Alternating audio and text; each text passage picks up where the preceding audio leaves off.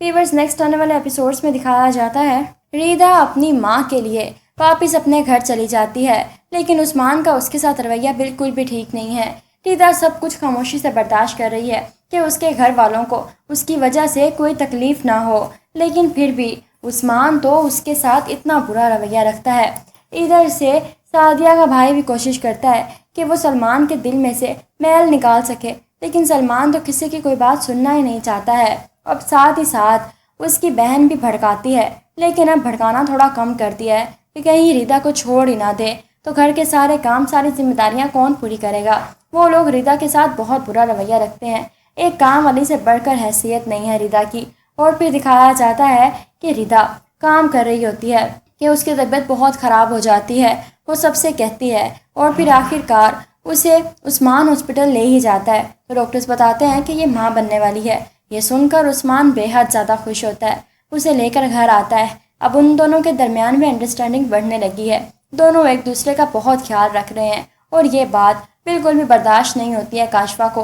वो फिर से इल्ज़ाम लगा देती है कि न जाने ये बच्चा किसका है। ये सुनकर उस्मान के पाँव तले से ज़मीन निकल जाती है। वो रिदा को हैरत से देखता है। रिदा रो पड़ती है कि ये कैसी बातें कर रही हैं आप में कोई इंसानियत नहीं है, आप मुझ पर इतना बड़ा बहतान कैसे लगा सकती हैं। तो काशिफा कहती है कि हाँ, क्यों नहीं हो सकता, जब वो हमारे घर आ सकता है तो तुम भी तो वहाँ जाती हो, पता नहीं क्या ताल्लुक़ है तुम्हारा उससे।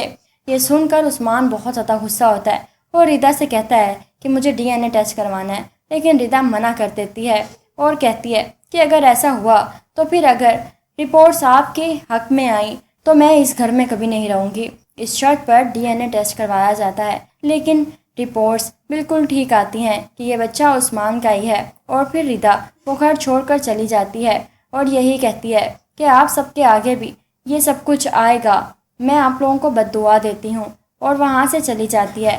फिर दिखाया जाता है कि उस्मान बहुत ज़्यादा परेशान होता है कि उसने इतना बड़ा इल्ज़ाम लगा दिया अपनी बहन के कहने में।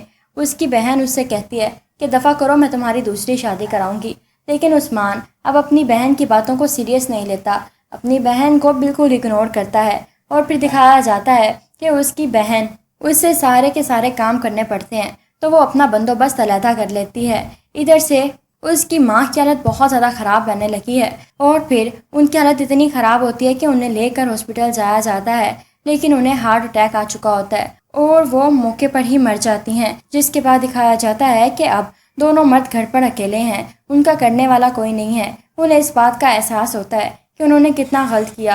काशिफा भी नहीं आती, ना उनका कुछ करती है। वो दोनों बहुत पछताते हैं कि उन्होंने कितना गलत किया रिदा के साथ। हर पल उन्हें इस बात का एहसास होता है उस्मान इतने बड़े बोझ के नीचे है, उसे तो समझ नहीं आ रही कि वो क्या करे। वो रिदा से जाकर माफ़िया मांगता है, लेकिन रिदा उसे माफ़ नहीं करती।